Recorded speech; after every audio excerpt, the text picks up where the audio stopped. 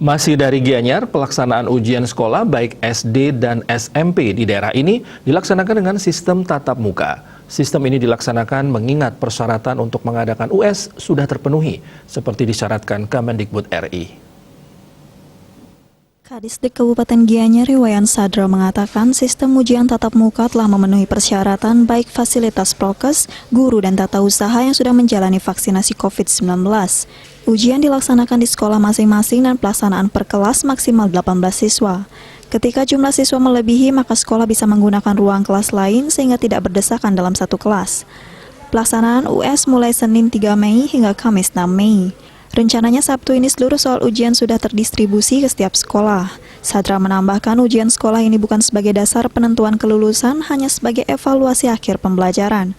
Kelulusan ditentukan nilai raport dari kelas 1 sampai kelas 6 untuk SD, begitu juga untuk SMP. Wirnaya Bisnis Bali melaporkan.